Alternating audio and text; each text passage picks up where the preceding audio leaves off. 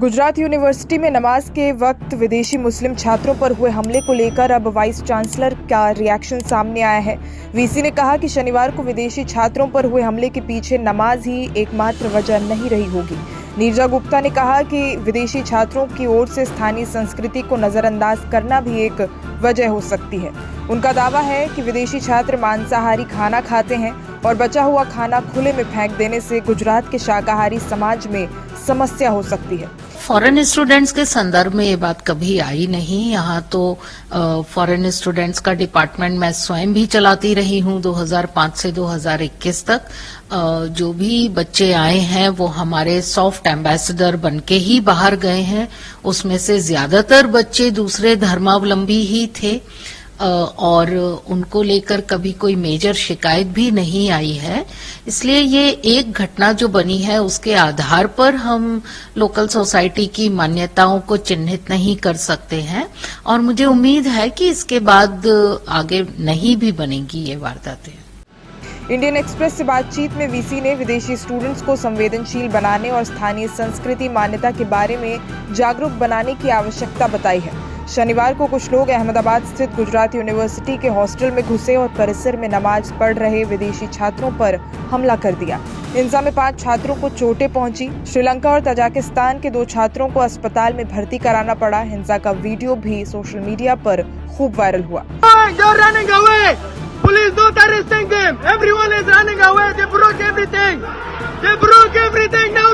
बात नहीं था हमें तो बंद करो। वाइस चांसलर से जब पूछा गया कि शनिवार रात यूनिवर्सिटी में हिंसा कैसे भड़की, इसके जवाब में गुप्ता ने कहा किसी एक चीज यानी नमाज पढ़ने की वजह से इतनी बड़ी घटना नहीं हो सकती। उनसे जब पूछा गया कि झड़प की और क्या वजह हो सकती है तो उन्होंने कहा कि ये धार्मिक अभ्यास नहीं सांस्कृतिक अभ्यास की बात हो सकती है। विदेशी स्टूडेंट्स को स्थानीय मान्यताओं के बारे में बेहतर तरीके से समझाया जा सकता है। यूनिवर्सिटी ने बहुत सीरियसली इस घटना को लिया है। गुजरात यूनिवर्सिटी में जितने अभी लगभग 300 हमारे फॉरेन स्टूडेंट्स यहाँ पढ़ रहे हैं, उसमें से ऑलमोस्ट 200 जितने कैंपस में रहते हैं, बाकी बाहर रहते हैं। तो अब उनको जो ए ब्लॉक में स्टूडेंट्स रहते हैं उनको नए हॉस्टल में with in the campus shift किया गया है, जहां सिक्योरिटी में सीसीटीवी भी इम्प्लांटेड है और हमने एक्स आर्मी मैन के गार्ड्स भी वहां नियुक्त किए हैं और वो अंडर सर्विलेंस भी रहेंगे और विद इन कैंपस जो एक सिक्योर्ड कैंपस होता है उसके अंदर शिफ्ट करने का ऑलरेडी अलॉटमेंट कर दिया है।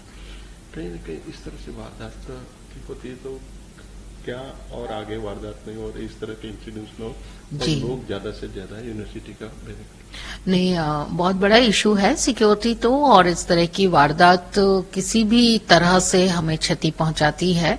इसलिए हमने कई एडमिनिस्ट्रेटिव भी कल बदलाव किए हैं, जिसमें मेन है हमारा स्टूडेंट कोऑर्डिनेटर को चेंज करना और फ्रंट डेस्क को चेंज करना, जिससे वो ज्यादा स्टूडेंट से रिलेट कर सकें और उनकी कोई परेशानी है या इवन लोकल सोसाइटी की भी कोई रिप्रेजेंटेशंस हैं तो उनको हम सेंसिटिवली हैंडल कर सकें।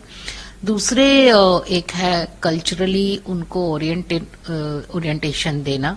तो ये कुछ डिसीजंस कल लिए हैं जिसमें सिक्योरिटी इंक्रीज करना भी है और स्टूडेंट्स के संग एक डायलॉग स्थापित करके उनसे संपर्क में रहना भी है। वीसी का कहना है उदाहरण के तौर पर वो मांसाहारी खाना खाते हैं, लेकिन गुजरात एक शाकाहारी समाज है। अवशेषक फेंकना एक मुद्दा हो सकता है। यदि बचे हुए मांसाहारी खाने को खुले में फेंका जाता है तो कुत्ते इन्हें फैला देते हैं। सार्वजनिक स्थान पर सभी आते जाते हैं। चूंकि ये विदेशी स्टूडेंट्स हैं वो तुरंत नोटिस में आ जाते हैं। इसलिए मैंने कहा है कि ये सिर्फ एक घटना को लेकर नहीं है। हम किसी के नमाज पढ़ने को लेकर इतने असंवेदनशील या असहिष्णु नहीं हो सकते। हमें उन्होंने स्थानीय समाज, प्रथा और भावनाओं को लेकर मेंटर करना होगा ताकि वो सुरक्षित रहें।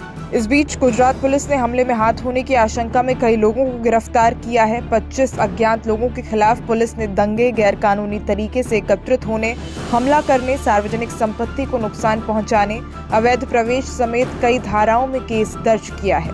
घटना की चौतरफा निंदा की गई। विपक्षी दलों ने कानून व्यवस्था पर सवाल उठाते हुए राज्य की भाजपा सरकार को भी जमकर घेरा है।